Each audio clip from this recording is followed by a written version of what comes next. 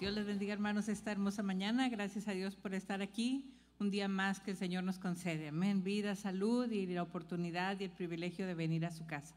Le invito a que nos pongamos de pie en esta hora y vamos a dar inicio a este tiempo aquí en su presencia, en su casa. Que el Señor venga a ser glorificado en medio nuestro en esta hora. Amén. Oramos al Señor. Gracias, Padre, por tu presencia.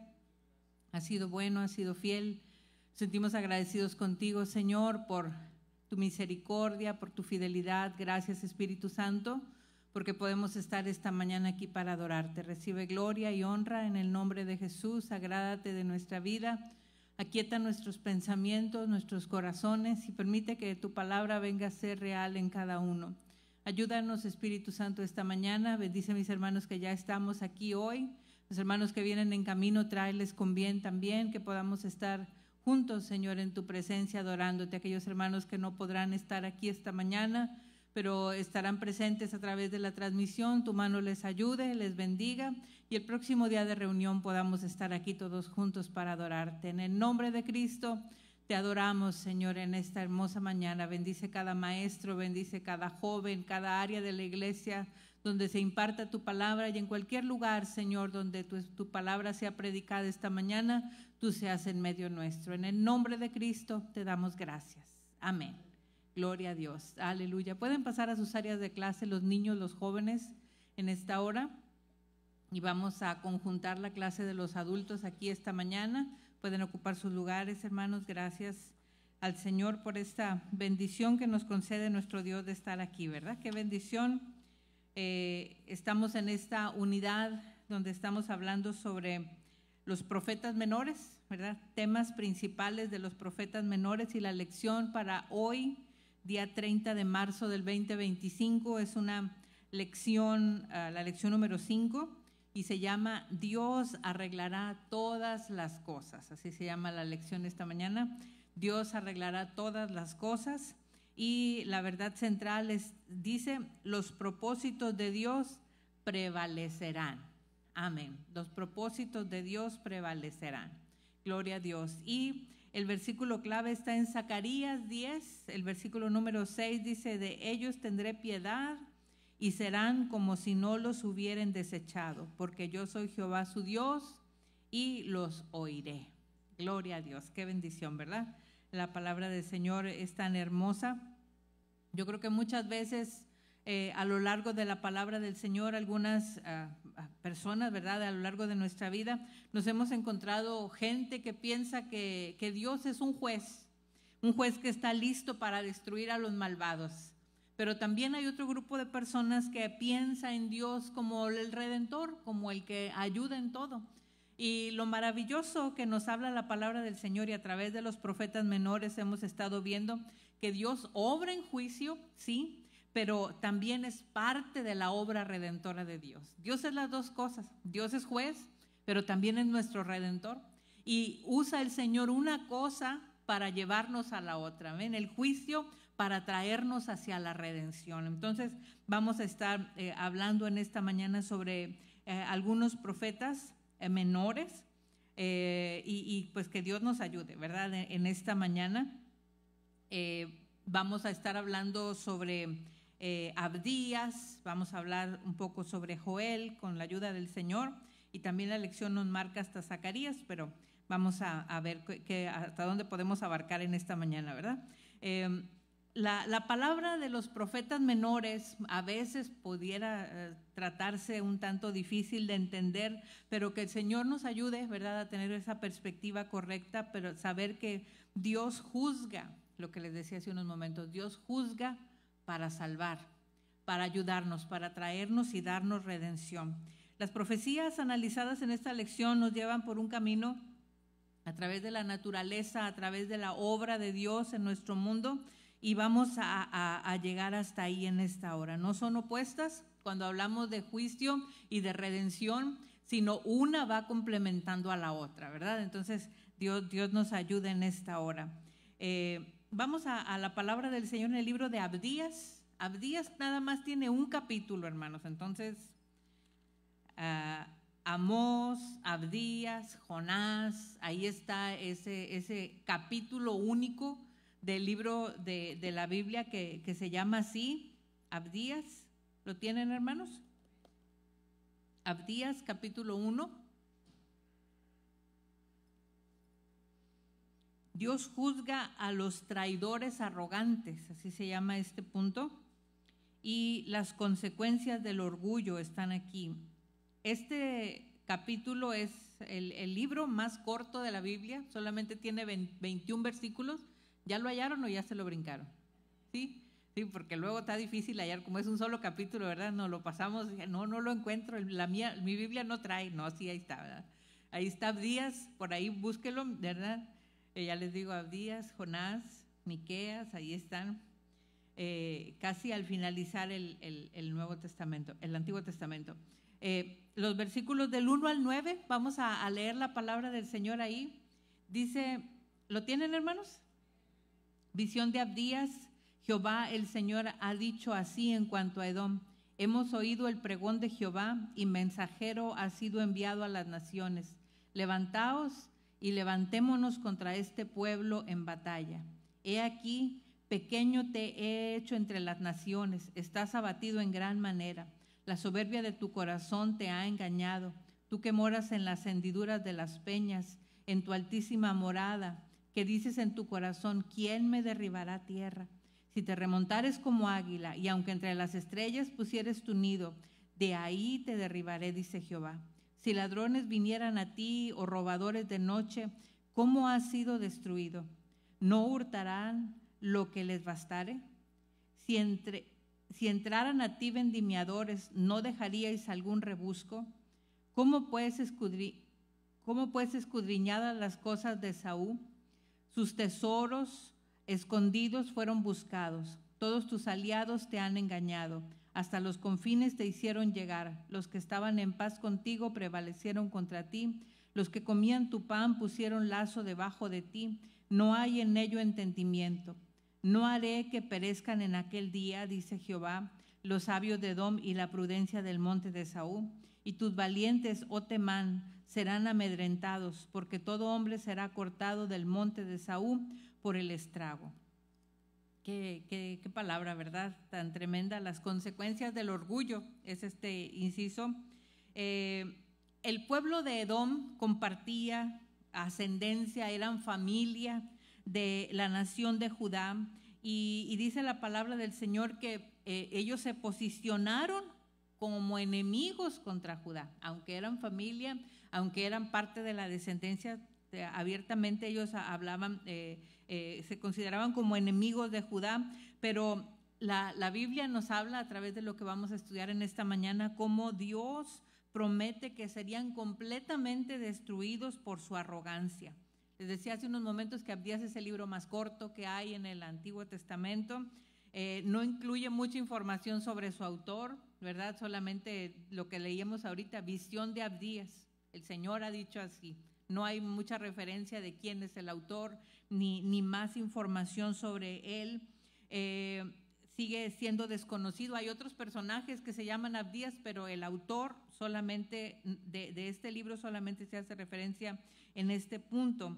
Y lo único que hay que recalcar en esto es que Abdías emite un juicio que estaba a punto de ser realizado por Dios contra la nación.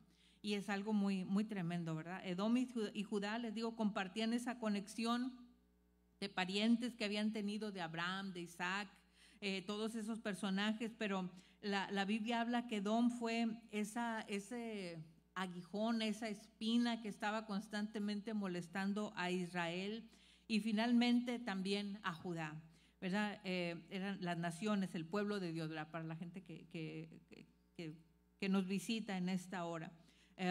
Cuando Judá fue conquistada por los babilónicos en el año 586, la actitud de esta nación que se llamaba Edom enfureció a Dios. Y la Biblia dice que Dios muestra su ira, y la ira del Señor ya estaba a punto de ser completada, y ese era el mensaje. Yo les decía hace algunas semanas que a veces cuando uno no le gusta un trabajo, ¿verdad? Es difícil realizarlo, y la labor, la función de un profeta era muy complicada, ¿verdad? Ir a emitir juicio contra un pueblo, contra una nación, no es algo que todos quieran hacer, ¿verdad? Yo les decía hace unas semanas, a mí no me gustaría ser enfermera por nada, ¿verdad? Porque ver sangre yo me desmayo, ¿verdad? Pero hay gente que dice, oh, yo quiero ser, ¿verdad? A mí me encanta estar picando, ¿verdad? Yo no, me gustan las agujas, no, yo no. Entonces, ser profeta era una función muy difícil. La función que está ejerciendo Abdías en este momento, emitir juicio contra esa nación, era algo muy, muy tremendo, ¿verdad? Iba a ser destruida completamente debido a la actitud, debido a las acciones que estaban haciendo contra Judá, y ellos iban a experimentar el juicio de Dios. Entonces era algo muy tremendo. Cuando los babilónicos comenzaron a expandir el imperio, que fueron la nación que conquistó a Judá, Edom rápidamente se sometió. Yo soy de ustedes, conmigo no van a tener problemas. Luego doblegó sus brazos contra esa nación impía, y ellos establecieron que estaban muy orgullosos de dónde ellos estaban. Fíjese cómo empieza estos versículos, en los versículos número 2 y 3.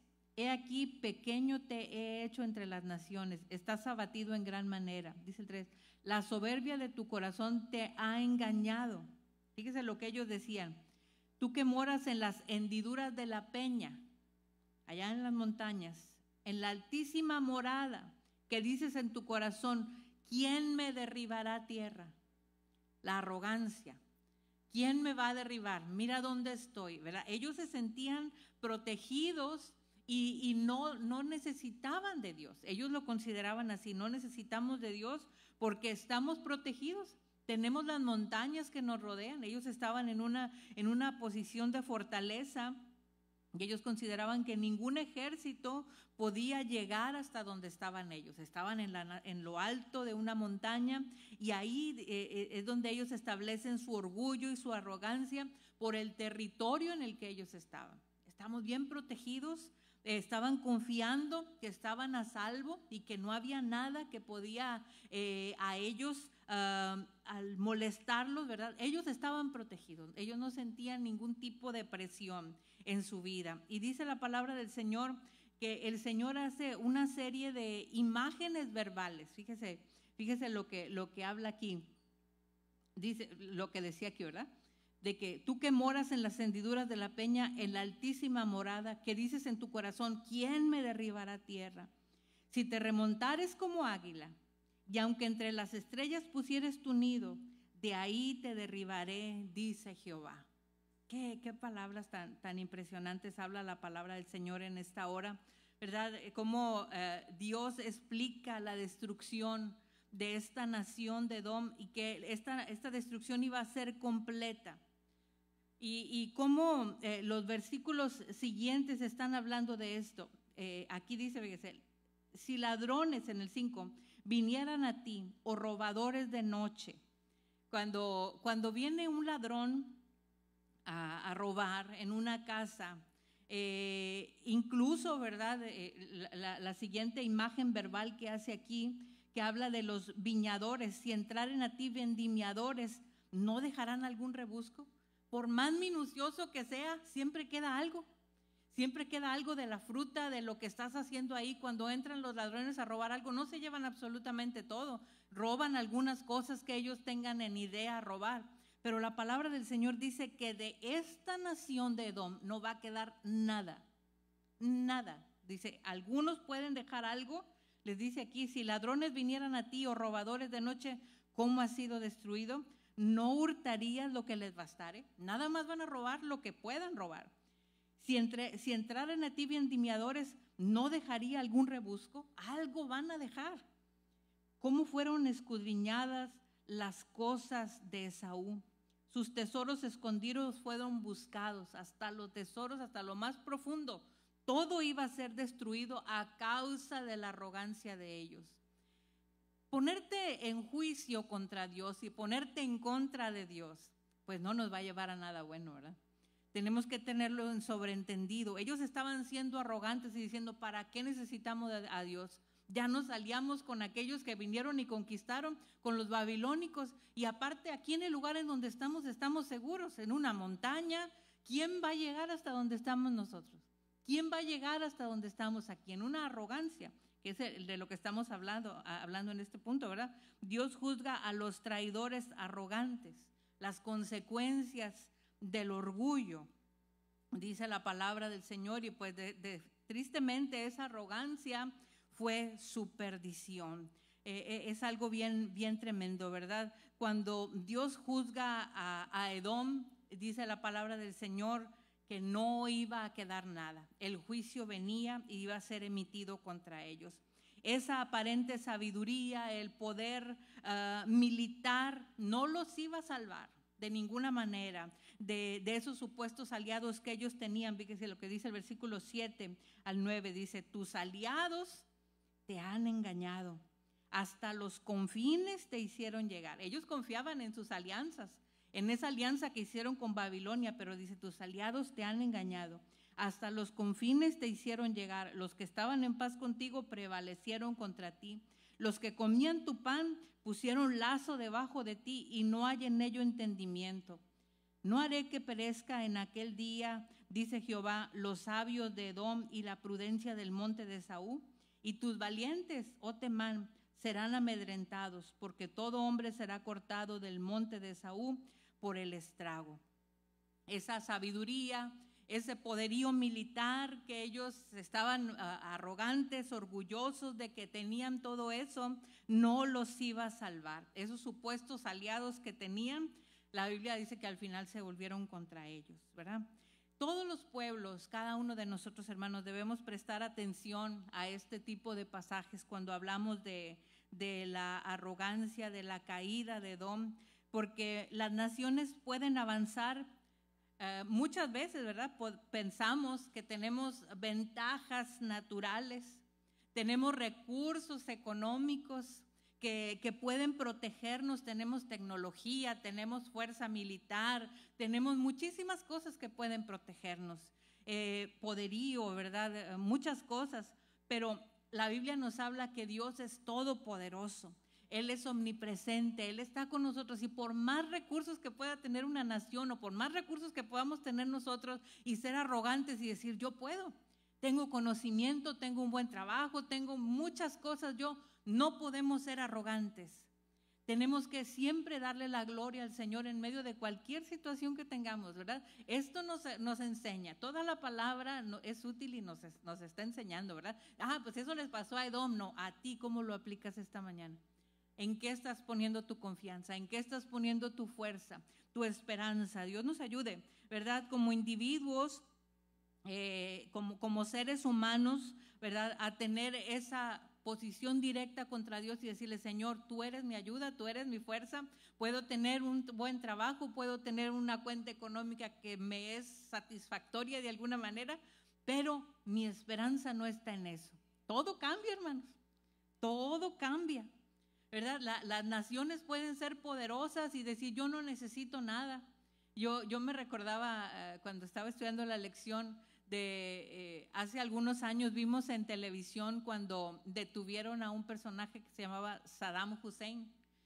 Como vimos en las noticias, ¿verdad? Un hombre que tenía, cuando pasaron el palacio donde él vivía, ¿de dónde lo sacaron? De un pozo. Se escondió en un pozo. Las cosas cambian, el poder cambia, el dinero se acaba, la salud se acaba, todo. Nuestra dependencia tiene que seguir estando en el Señor.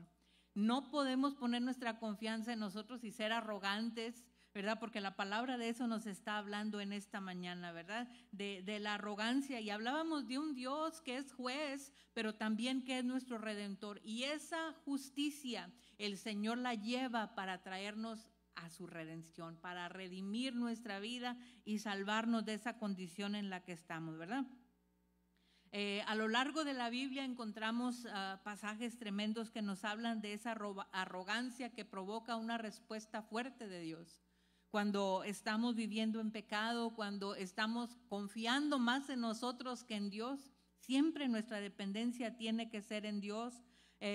Tenemos que confiar en Dios. A veces las naciones, les digo, incluso, ¿verdad?, confían en su poderío, en sus yacimientos, en la riqueza que tienen en su tierra, en su protección que pueden tener, pero nuestra confianza tiene que estar puesta en Dios siempre. Avanzando en los siguientes versículos, ahí en el libro de Abdías, en donde estamos, solamente tiene un capítulo, pero ahora vamos al versículo número 10 al 14, dice la palabra del Señor: por la injuria de tu hermano Jacob te cubrirá vergüenza y serás cortado para siempre. El día que estando tú delante llevaban extraños cautivos su ejército, y extraños entraban por sus puertas y echaban suerte sobre Jerusalén, tú también eras como uno de ellos. Pues no debiste tú haber estado mirando en el día de tu hermano, en el día de su infortunio. No debiste haberte alegrado de los hijos de Judá en el día que se perdieron. Ni debiste haberte jactado en el día de la angustia, ni debiste haber entrado por la puerta de mi pueblo en el día de su quebrantamiento. No debiste haber mirado su mal en el día de su quebranto, ni haber echado mano de sus bienes en el día de su calamidad. Tampoco debiste haberte parado en la encrucijada para matar a los que de ellos escapasen, ni debiste haber entregado a los que quedaban en el día de la angustia. Padre Santo, ¿verdad? El expositor decía aquí de una palabra en alemán, como el alemán no se me da, ¿verdad? Hay una significación aquí que dice que hay gente que se alegra de la desgracia ajena. Dije, ese sí le entendí, ¿verdad? Hay gente que se alegra de la desgracia ajena. Y esto es lo que pasó para el pueblo de Edom, ¿verdad? Cuando el pueblo, la nación de Dios, llegó a ser cautiva por Babilonia, estas personas se alegraron del mal que estaba ocurriéndole, ¿verdad? La destrucción de Edom fue resultado directo de su arrogancia, como estábamos diciendo ahorita, ¿verdad? A que se regocijaron en el sufrimiento de Judá. Incluso, no solamente eso, sino participaron en él. Participaron en eso que estaba aconteciendo ahí, y pues Dios no lo iba a tomar por inocente. Fíjense las cosas que pasaron. En lugar de salir en defensa de sus parientes, dijimos al principio, ¿verdad?, que eran cercanos, habían sido cercanos como familia, y en lugar de salir en defensa de esos parientes cercanos, Edom se mantuvo apartado. Veíamos ahorita en el versículos 10 y 11, dice: por la injuria a tu hermano Jacob te cubrirá vergüenza y serás cortado para siempre. El día que estando tú estabas ahí delante, llevaban extraños cautivos su ejército, y extraños entraban por sus puertas y echaban suerte sobre Jerusalén, tú también eras como uno de ellos. El primer juicio que se emite contra ellos ahí, ¿verdad? Ellos estaban ahí. Hay un pasaje que confirma esto, que está en el libro de los Salmos, capítulo 137, el versículo 7. ¿Lo tienen? Si lo buscan, yo lo leo aquí, pero para que lo vean ustedes como dice ahí: oh Jehová, recuerda contra los hijos de Edom el día de Jerusalén, cuando decías: arrasadla hasta los cimientos. Ellos mismos estaban diciendo eso. Ellos mismos estaban pidiendo, eran pueblo, eran nación, eran hermanos, y ellos estaban hablando de esta manera contra el pueblo del Señor, ¿verdad? No solamente se mantuvieron alejados cuando vieron que estaban siendo arrasados, como dice aquí la palabra, ¿verdad? Estaban siendo llevados por extraños, cautivos, estaba siendo cautivo su ejército. Los extraños, o sea, esa nación estaba entrando por sus puertas, los babilónicos echaban suerte sobre Jerusalén, y dice: tú estabas ahí y eras como uno de ellos. Qué triste, ¿verdad? Y el salmista dice: acuérdate, Señor, de Edom, ¿verdad? Que les decían: arrásenla hasta los cimientos, que no quede nada, devástenla, ¿verdad? Cuando hablamos del juicio de Dios, a veces pensamos en Dios solamente como el Redentor, pero nuestra lección se llama: Dios arreglará todas las cosas. Aparentemente podemos ver cómo está triunfando el mal sobre el mundo, sobre acusaciones, sobre cualquier cantidad de cosas que me pueda decir usted, pero el Señor arreglará todas las cosas. Él es justo, Él es un juez justo, dice la palabra del Señor. El versículo número 12 de aquí de Abdías dice: pues no debiste tú haber estado mirando en el día de tu hermano, en el día de su infortunio. No debiste haberte alegrado de los hijos de Judá en el día que se perdieron, ni debiste haberte jactado en el día de la angustia. Ellos no solamente estuvieron como espectadores, sino que dice, se regocijaron, se alegraron en el dolor de Judá y se jactaron durante el problema que estaba aconteciendo en ese momento, ¿verdad? Esas actitudes arrogantes los llevaron a acciones malvadas, porque la Biblia dice que estos personajes saquearon la ciudad y aprovechando el caos, ellos también robaron. Dice la palabra del Señor, dice el versículo 13, no debiste haber entrado por la puerta de mi pueblo en el día de su quebrantamiento, no debiste haber mirado su mal en el día de su quebranto, ni haber echado mano de sus bienes en el día de su calamidad. No solamente estuvieron presentes y vieron y no hicieron nada, se mantuvieron apáticos ante lo que estaba pasando allí, sino que dice la Biblia, se regocijaron, se alegraron, se jactaron con lo que estaba pasando, y no solamente eso que dice la palabra del Señor, que aprovechando el caos y la distracción de que todos andaban robando, pues ellos también robaron de lo mismo que había ahí en el pueblo, ¿verdad? Y el Señor pues no lo iba a pasar por alto ni lo iba a tener por inocente. Cuando algunos de los habitantes intentaron escapar, dice la palabra del Señor que ellos hasta les ayudaron, ¿verdad? Dice ahí en el versículo 14, tampoco debiste haberte parado en las encrucijadas para matar a los que de ellos escapasen. O sea, cuando el pueblo de Dios trató de huir, de escapar de esa situación que estaba pasando, no solamente no los ayudaron, sino que dice la palabra que ellos se pararon ahí para matar y evitar que se escaparan. No debiste haber entregado a los que quedaban en el día de la angustia. Mataron a algunos y a otros se los llevaron preso a los babilónicos.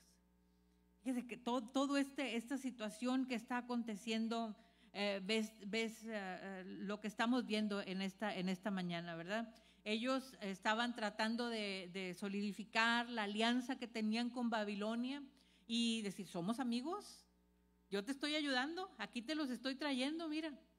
Eran hermanos, eran pueblo de Dios. Qué triste, ¿verdad? Los edomitas entregaron cautivos a sus prisioneros de guerra, ellos mismos ayudaron, colaboraron a eso, y pues ellos mismos acarrearon el juicio contra ellos, y Dios decreta el juicio contra ellos en el versículo 15, porque cercano está el día de Jehová sobre todas las naciones, como tú hiciste, se hará contigo. Tu recompensa volverá sobre tu cabeza. El juicio, ¿verdad? Emitido el juicio ahí contra esa nación que obró mal, ¿verdad? Y qué maravilloso es porque esta situación que estaba aconteciendo al pueblo de Dios, este sufrimiento que estaba teniendo Judá, pues fue temporal.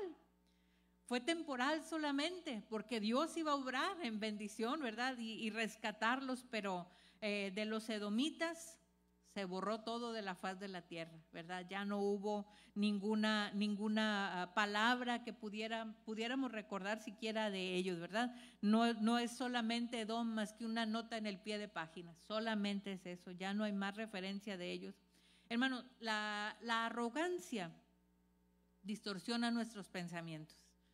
Podemos pensar que nosotros podemos, que nosotros somos, ¿verdad? Y pues altera nuestro comportamiento también. Cuando pensamos en nosotros mismos que nosotros somos más de lo que nosotros queremos creer, ¿verdad? Y caemos presa del egoísmo, la envidia, la ira, la violencia, todas estas cosas, ¿verdad? Que la palabra del Señor nos habla de esos frutos de la carne. La arrogancia nos impide reconocer nuestra necesidad de Dios. Cuando nosotros decimos yo puedo, pues ¿para qué necesito a Dios? Entonces, la palabra del Señor nos habla siempre sobre esto, ¿verdad? De buscar en nuestro corazón esa humildad que el Señor nos pide a cada uno de nosotros, ¿verdad? Guardar nuestro corazón, nos libre nuestro Dios de toda arrogancia, de toda altivez de espíritu, de decir yo soy, yo tengo, yo sé, yo nada, ¿verdad?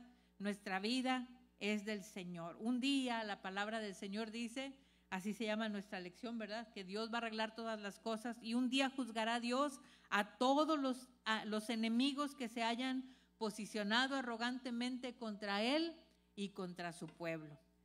Dios es un Dios de misericordia, Dios nos ayuda, ¿verdad? Pero vengamos siempre con un corazón dispuesto, con un corazón que le agrade, un corazón agradecido al Señor. Gloria a Dios. Avanzamos un poquitito solamente más. Tenemos un predicador invitado en esta mañana. En el libro de Joel, capítulo 3, ahí habla sobre otro de los profetas menores. Dios juzga a los traficantes de personas. Fíjate qué tremenda cosa. Joel capítulo 3, versículo 1 al 7.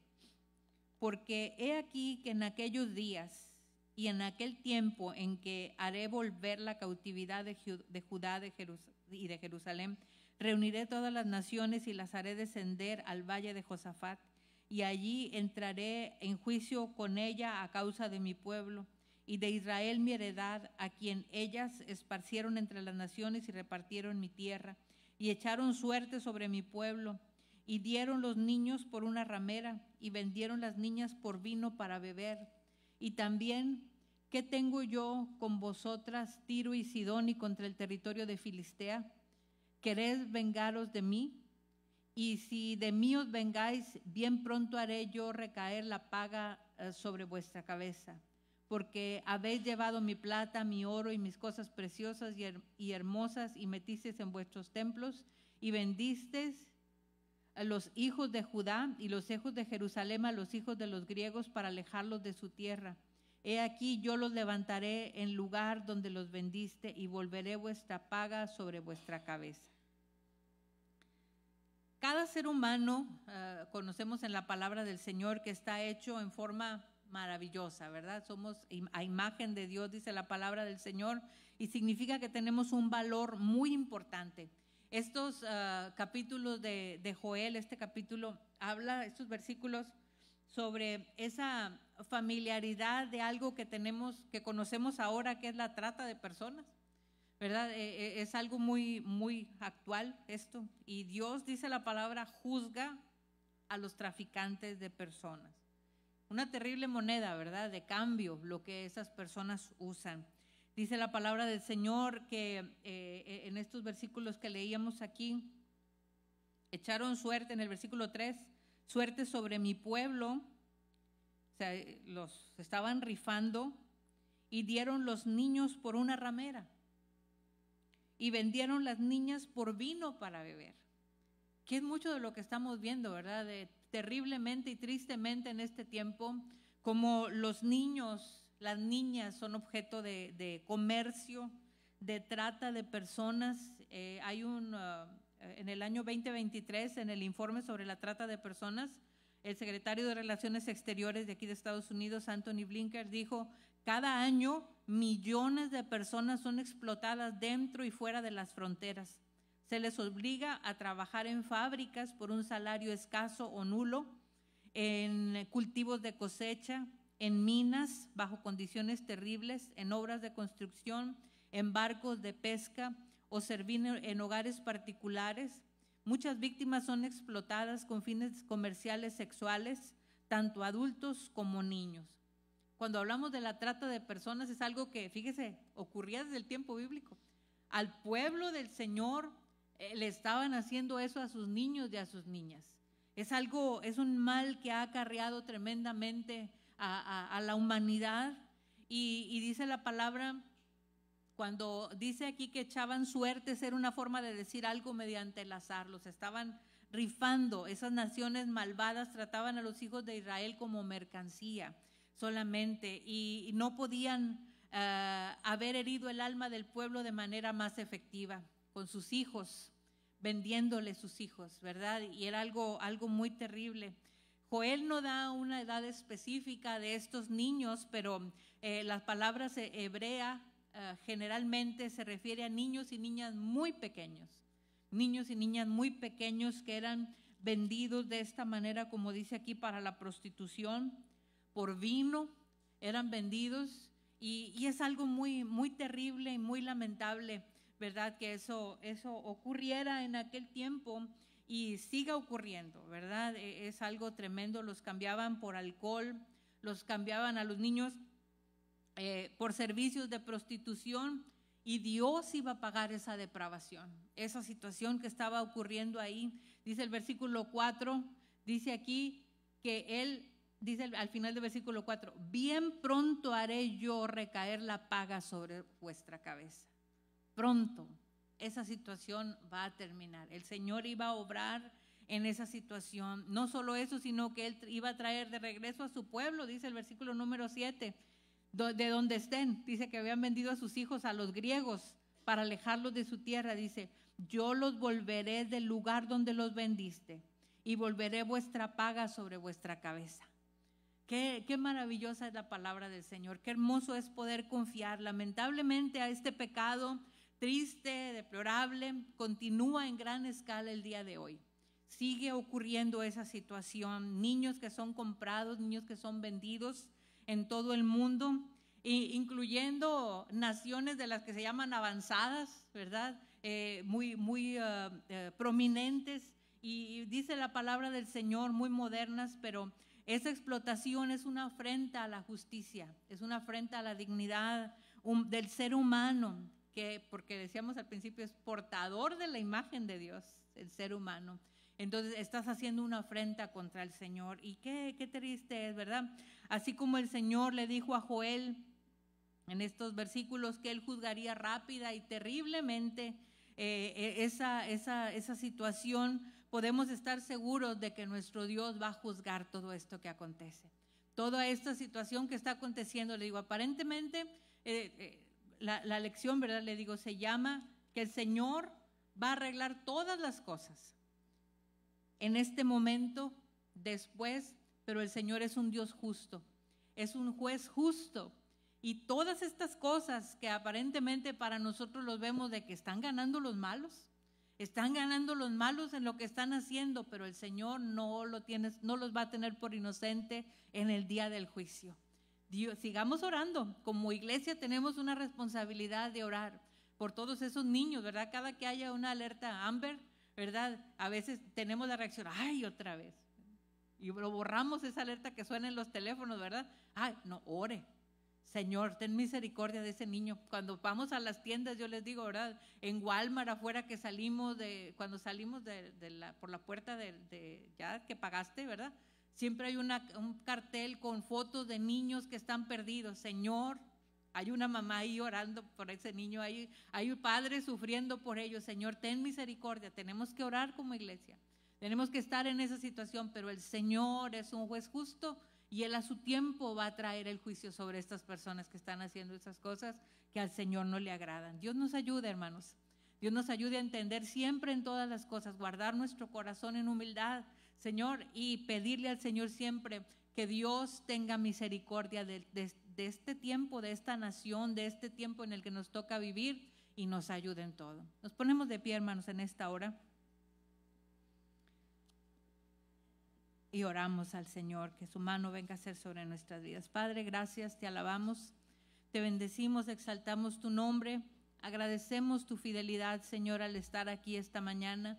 Esta palabra, Señor, que siempre es viva, es eficaz, Señor, y trae fruto a cada corazón y a cada vida. Bendícenos esta mañana, Espíritu Santo, habla a cada vida, habla a cada corazón, Señor, y ayúdanos en todo, que podamos ver tu misericordia derramada en cada familia. Guarda nuestro corazón, Señor. Esta palabra nos ha hablado sobre vivir en humildad delante de ti, no con arrogancia, no en nuestras fuerzas, no en nuestra dependencia, sino siempre confiar y esperar en ti, en tu fidelidad. Tú eres nuestra ayuda, tú eres nuestro ayudador, nuestro guardador, el que nos cuida. No permita, Señor, que haya en nosotros, Señor, un dejo siquiera, Señor, de arrogancia. Ten misericordia y ayuda a tu pueblo en esta mañana. Te pedimos en esta hora como iglesia por cada uno de esos niños en esta hora, Señor, que están siendo maltratados, que están siendo abusados de cualquier manera. que tú tengas misericordia y que no tengas por inocente, Señor, aquella persona que está haciendo eso. Obra en el nombre de Jesús. Son los más pequeños de tus hijos, Señor. Ten misericordia. Oramos por ellos, por todas esas madres que están llorando, un hijo perdido, desaparecido. Tengas misericordia de esas mujeres, Señor, de esos padres que están sufriendo eso también. Oramos como iglesia, Señor. Tú nos has puesto aquí como luminares y tenemos que alumbrar en este tiempo que nos toca vivir. En el nombre precioso de Jesús, te damos gracias, Señor. Amén. Gloria a Dios. El grupo de alabanza para continuar.